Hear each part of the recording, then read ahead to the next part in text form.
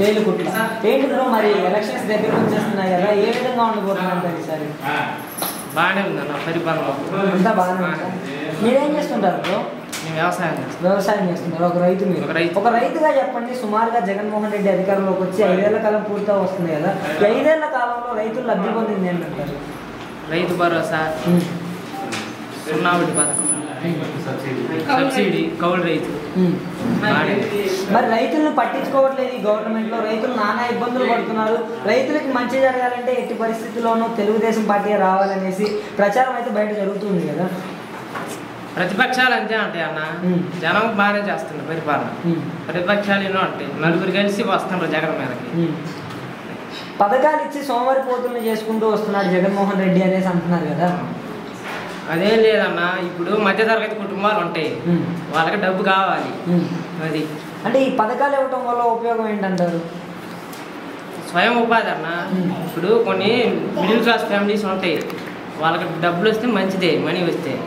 మరి పథకాలు తీసుకున్న వాళ్ళంతా ఓట్లు వేస్తారంటారు?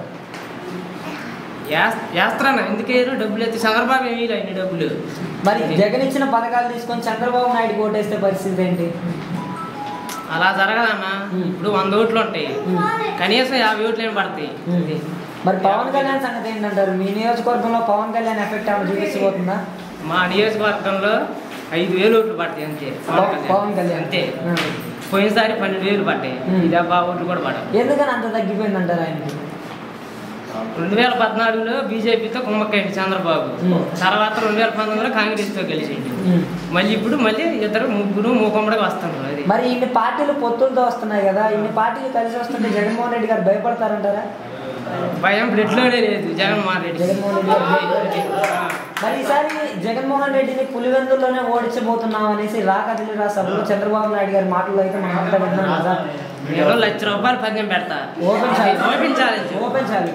నాది ఎకరం ఉంది, ఏం లేదు, ఎకరం పొలం ఉంది.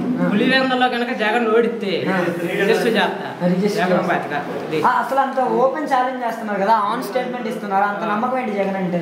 మంచి చేసిండు అన్న జనానికి, ప్రతి ఒక్కరికి, ఉన్న వాళ్ళకి లేని వాళ్ళకి మొత్తానికి, ఎస్టీ ఎస్సీ బీసీ ఓసీ మొత్తానికి ఎవరికి ఇలా డబ్బులు. జగన్మోహన్ రెడ్డి నా ఎస్సీ నా ఎస్టీ నా బీసీ నా మైనారిటీ ప్రజలు అనుకుంటా వారిపైన దాడులు చేపిస్తున్నారనేసి ప్రతిపక్షాల వాళ్ళు అయితే ప్రచారం చేస్తున్నారు. ఇదంతా మూకుమ్మడి రాజకీయం అన్న.